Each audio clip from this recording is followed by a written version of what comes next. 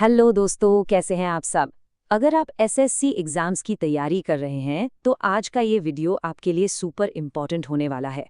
SSC ने answer की challenge करने के सिस्टम में कुछ बड़े बदलाव किए हैं। तो चलिए डिटेल में समझते हैं कि इस नए नोटिस का आपके लिए क्या मतलब है।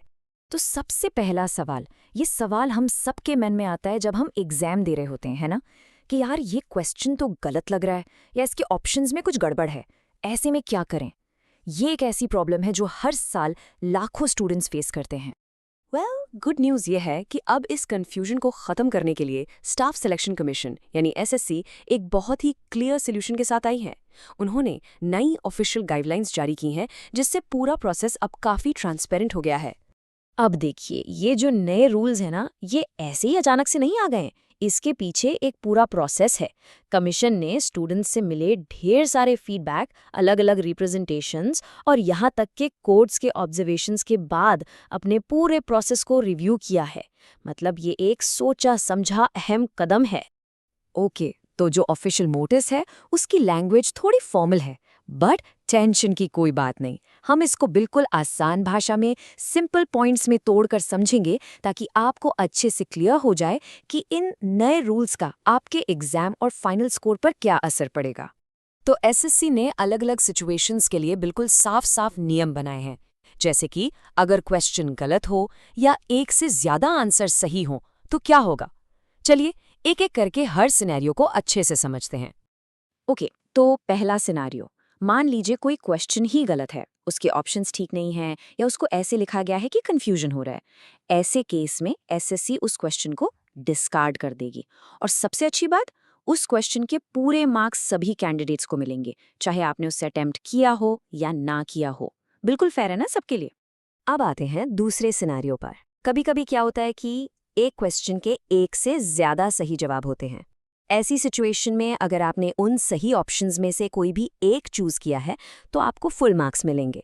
लेकिन हाँ, ध्यान रखिएगा, अगर आपने गलत ऑप्शन चूज किया तो नेगेटिव मार्किंग होगी, और अगर क्वेश्चन छोड़ दिया तो 0 मार्क्स। सिंपल है। तीसरा सिनेरियो, ये थोड़ा रेयर है पर जानना जरूरी है। अगर एक्सपर्ट कमेटी को लगता है कि कोई क्वेश्चन सिलेबस के बाहर से पूछ लिया गया है तो उस क्वेश्चन को भी डिस्कार्ड कर दिया जाएगा। और बिल्कुल पहले सिनेरियो की तरह इसके भी पूरे मार्क्स सभी कैंडिडेट्स को मिलेंगे, आपसे अटेम्प्ट हुआ हो या नहीं। चलिए अब एक बहुत ही इंपॉर्टेंट पॉइंट पर चलते हैं जिसको लेकर स्टूडेंट्स को अक्सर डाउट रहता है, लैंग्वेज या ट्रांसलेशन की गलतियां। क्योंकि अब एसएससी के एग्जाम्स कई लैंग्वेजेस में होते हैं तो ये क्लैरिफिकेशन बहुत ज़रूरी है। तो सबसे ज़रूरी बात यह है कि अब पेपर के हर लैंग्वेज वर्जन को अलग अलग, मतलब इंडिपेंडेंटली इवैल्यूएट किया जाएगा।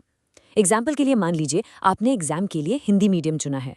अगर हिंदी ट्रांसलेशन में कोई गलती है लेकिन इंग्लिश वाला क्वेश्चन बिल्कुल ठीक है, तो उस क्वेश्चन पर जो भी फैसला होगा वो सिर्फ हिंदी मीडियम वाले कैंडिडेट्स के लिए ही लागू होगा। और ये देखिए, इससे आपको बिल्कुल क्लियर हो जाएगा। यहाँ देखिए, अगर इंग्लिश में क्वेश्चन बिल्कुल सही है पर हिंदी वर्जन में ट्रांसलेशन की वजह से गलती है तो इंग्लिश मीडियम के स्टूडेंट्स के लिए कोई बदलाव नहीं होगा। सिर्फ और सिर्फ हिंदी मीडियम वालों के लिए उस क्वेश्चन को डिस्कार्ड करके सबको मार्क्स दिए जाएंगे। कितना क्लियर सिस्टम बना दिया है। ओके, तो हमने नियम तो समझ लिए, लेकिन जब आप असल में किसी क्वेश्चन को चैलेंज करते हैं या ऑब्जेक्शन रेज करते हैं तो एसएससी आपसे क्या चाहता है? उन्होंने इस पर भी कुछ ज़रूरी सलाह दी है। तो एसएससी कहता है कि पहली बात, सिर्फ उन्हीं ऑब्जेक्शंस को उठाएं जिनमें कोई सॉलिड वैलिड रीजन हो। दूसरी बात, छोटी मोटी स्पेलिंग या ग्रामर की गलतियों को इग्नोर करें जिनसे क्वेश्चन का मतलब नहीं बदल रहा। और तीसरी और सबसे इंपॉर्टेंट बात, ये मत सोचिए कि जब 100 लोग ऑब्जेक्ट करेंगे तभी एक्शन लिया जाएगा। और ये पूरे नोटिस का सबसे बड़ा टेक अवे है। इसको ध्यान से सुनिए, क्वालिटी ओवर क्वांटिटी। मतलब आपकी ऑब्जेक्शन में कितना दम है वो इम्पॉर्टेंट है, ये नहीं कि कितने लोगों ने ऑब्जेक्ट किया। एक कैंडिडेट का सिंगल सॉलिड वैलिड ऑब्जेक्शन भी एक्सेप्ट हो सकता है और हजारों बेकार के ऑब्जेक्शंस रिजेक्ट हो सकते हैं। तो फोकस किस पे करना है? अपने ऑब्जेक्शन के लॉजिक पर। तो अब आप एसएससी के इस नए और ट्रांसपेरेंट सिस्टम के बारे में सब कुछ जानते हैं। अब आप पूरे कॉन्फिडेंस के साथ अपने एग्जाम्स दे सकते हैं, ये जानते हुए कि प्रोसेस बिल्कुल फेयर है। और अगर आपको कोई जेन्युइन गलती दिखती है तो अब आपको अच्छे से पता है कि उसे चैलेंज कैसे करना है। अगर आपको ये वीडियो हेल्पफुल लगा हो तो प्लीज़ लाइक, शेयर और चैनल को सब्सक्राइब करना मत भूलना।